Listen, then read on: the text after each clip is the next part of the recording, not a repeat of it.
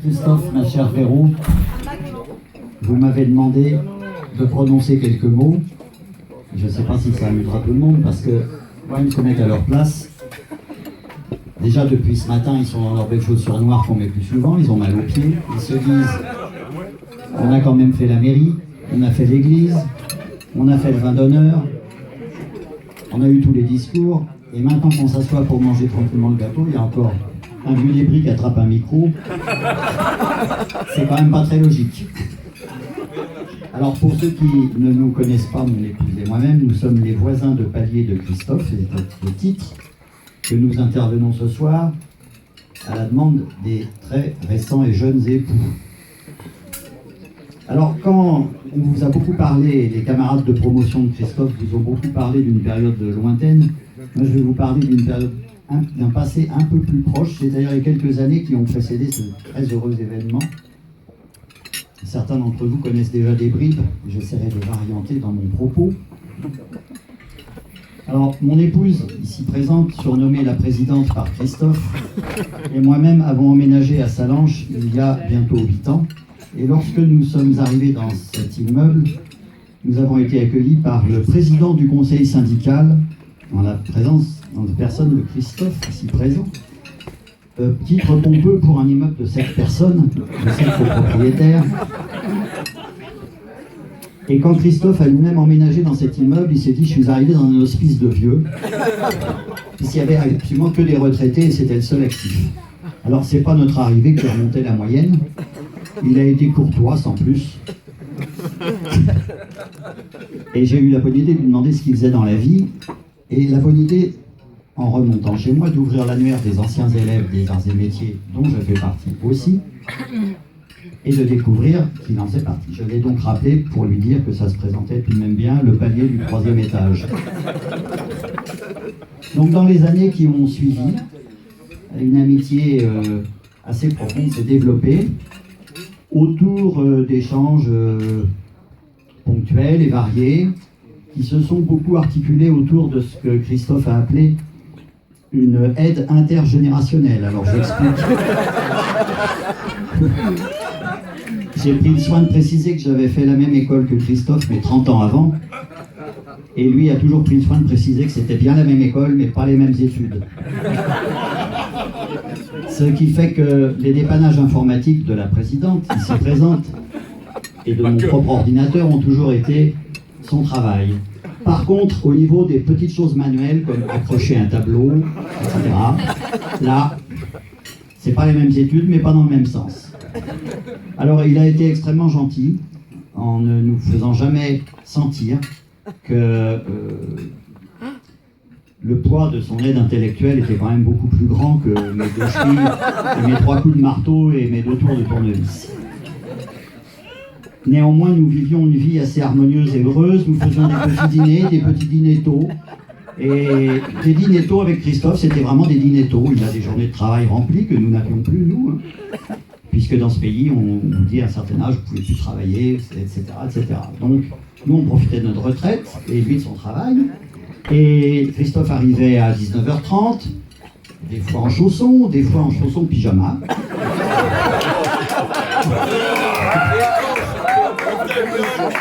On prenait un petit whisky, car Christophe aime beaucoup le whisky, mais pas n'importe quel whisky. Enfin, en 7 ans, il nous a coûté quand même assez cher.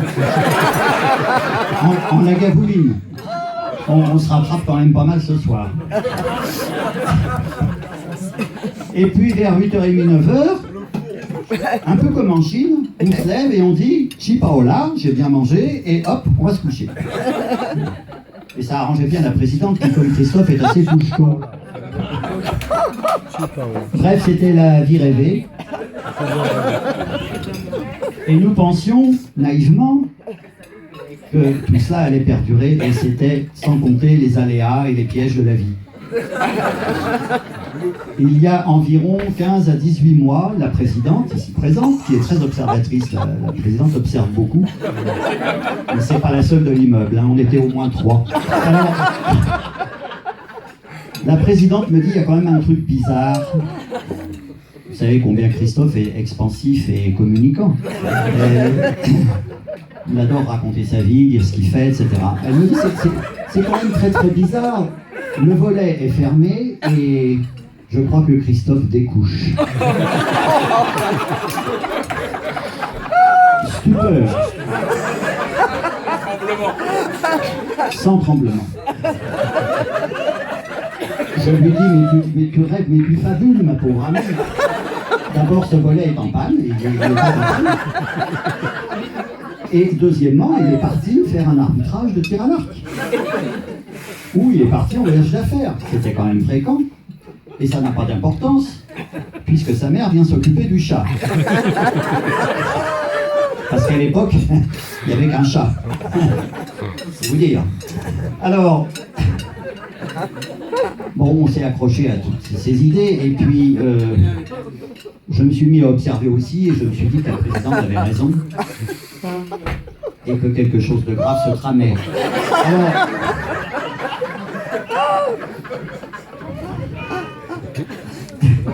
Christophe, qui est bien évidemment peu expansif, c'est une chose, mais ça ne l'empêche pas d'être intuitif et intelligent. Et il s'est dit, j'en rajoute une couche parce qu'on a encore besoin d'informatique pendant pas mal d'années. Et maintenant qu'il n'est plus là, il va falloir faire 2 fois plus d'efforts. Alors, Christophe s'est dit, bon, il va quand même falloir que je dise quelque chose aux 2 débris d'en face, là, parce que ils vont finir par voir. Alors un soir, je l'appelle pour programmer une de nos petites bouffes habituelles, et il me dit benoîtement, oh oui, mais ça va être un peu plus compliqué parce que là, je suis avec quelqu'un, n'est-ce pas? Comme s'il en avait parlé récemment. Ah, j'ai dit, bah oui, mais bon. On s'était raccroché à l'idée que, effectivement, c'est des tirs à l'arc ou des choses comme ça. Mais non, vous savez, on se raccroche toujours quand on est lâché comme ça, on se raccroche à des tirs. Valérie Traîne-Voleur, elle disait aux gens, mais non, c'est pas vrai, alors que l'autre con partait avec son scooter pour lutter toute la nuit. Alors, bon, c'était donc vrai. Alors, bon, je lui ai dit, écoute, oui, absent, je suis avec quelqu'un. On n'avait même pas encore le droit de connaître le prénom, je ne sais pas si vous voyez. Il a été obligé de lâcher le morceau. Et nous avons fait un petit dîner. Et Véro nous vîmes. Évidemment. Alors là, bon, on lui a pardonné, parce que même, il n'y a pas photo, hein.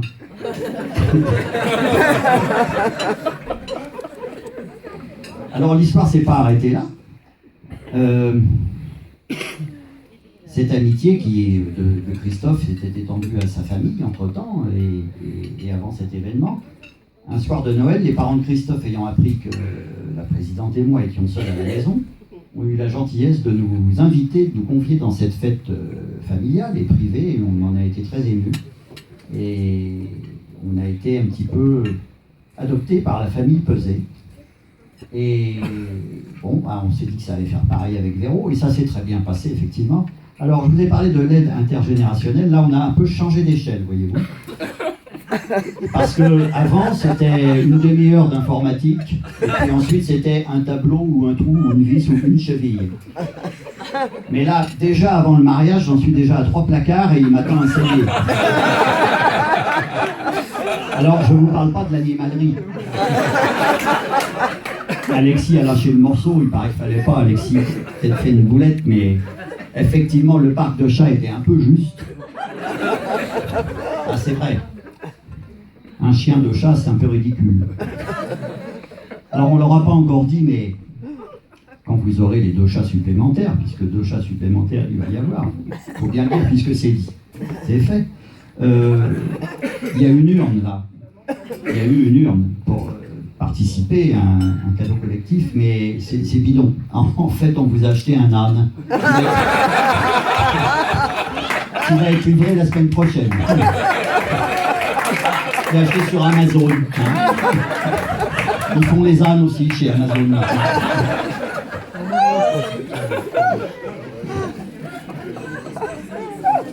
Enfin bref, on a un bel avenir devant nous, et pour faire un peu court, parce que quand même, il ne faut pas exagérer avec les discours, c'est une folle histoire d'amour, c'était marqué sur les faire-part. ceux qui ont bien lu.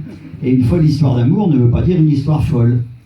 Donc Christophe Verreau, de tout notre cœur, et je dis tout notre corps car j'associe pour former ses vœux toute l'assistance de cette salle, nous souhaitons que cette folle histoire d'amour perdure, avec Alexis, Matisse, Hector et Berlioz. Je laisse les animaux. Hermès. Et que nous puissions en partager de nombreux moments. Voilà. Et maintenant, comme on dit dans les émissions culinaires, bonne continuation.